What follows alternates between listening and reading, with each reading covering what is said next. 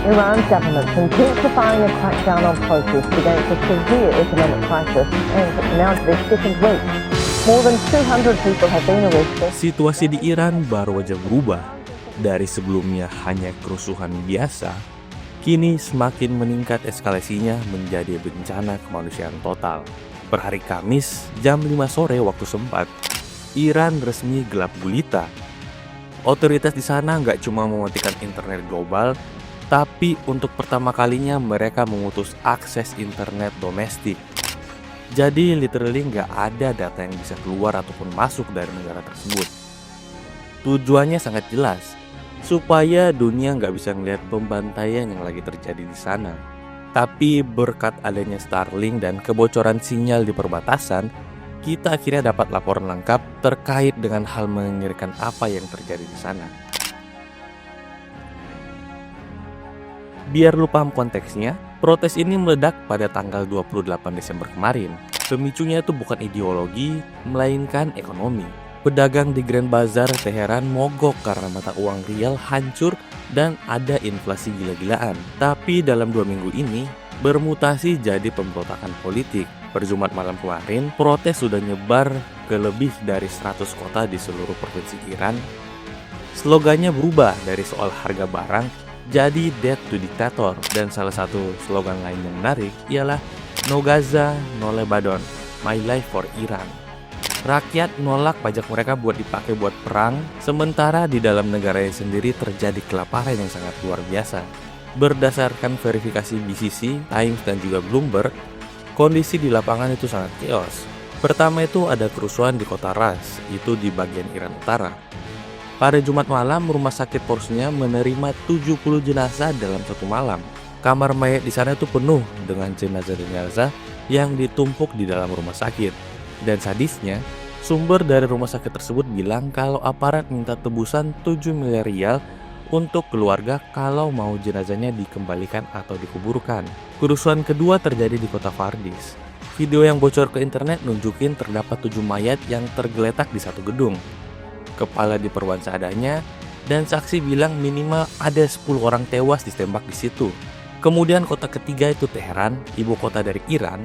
Dokter di sana lapor ke media luar kalau mereka nggak sempat CPR, saking banyaknya korban, di mana terdapat luka tembak yang sangat spesifik, yang diarahkan ke kepala dan juga jantung.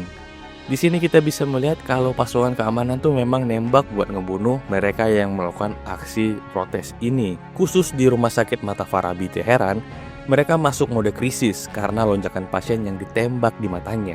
Aparat di sana tuh pakai peluru shotgun, di mana peluru ini ketika ditembak dia akan nyebar pelurunya dan peluru-peluru tersebut diarahkan ke wajah demonstran. Terus kira-kira kenapa hal tersebut bisa terjadi dan kenapa aparat bisa sebrutal itu? Hal ini mungkin dikarenakan Jaksa Agung Iran, Muhammad Moudavi Azad, baru aja ngeluarin ancaman hukum tertinggi. Dia bilang semua demonstran yang ketangkep bakal didakwa sebagai enemy of God atau musuh Tuhan. Di sana, hukum ini auto menjadi hukuman mati. Dia menegaskan sidang bakal dilakukan cepat tanpa penundaan dan tanpa ada belas kasihan.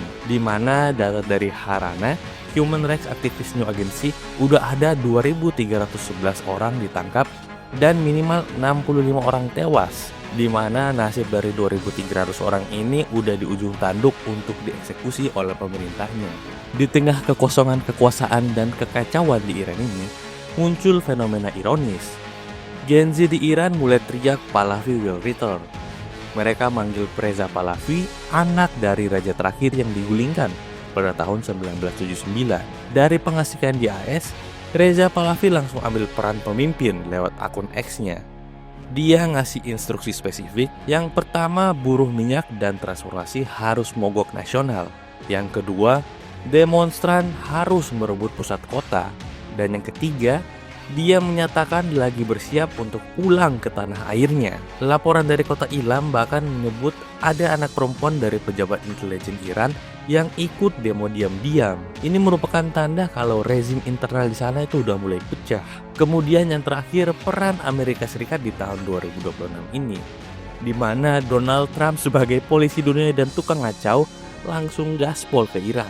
Di sosial media Thread, Trump nulis gini, Iran is looking at a freedom, the US stand ready to help.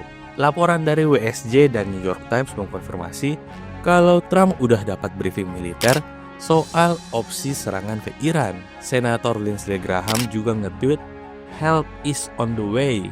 I don't know help is on the way atau war is on the way ini. Di sisi lain, Oman sempat kirim menteri luar negerinya ke Teheran buat mediasi. Tapi Menlu Iran, Abbas Araghchi, bilang situasinya nggak jelas. Pintu diplomasi hampir ketutup. Rezim Iran udah nuduh demonstran sebagai agen asing dan teroris.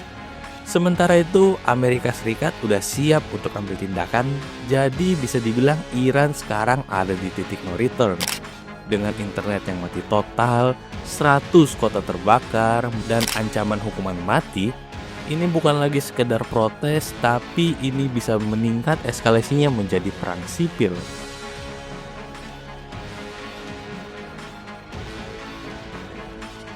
Dengan melihat apa yang terjadi di Iran ini, gue pengen tahu pendapat kalian. Apakah memang dengan adanya konflik dan demonstrasi di sana-sini, yang sebelumnya juga ada di Venezuela, kemudian Trump yang keluar dari PBB, apakah ini merupakan salah satu tanda-tanda akan adanya perang dunia ketiga? Coba tuliskan pendapat kalian di kolom komentar di bawah.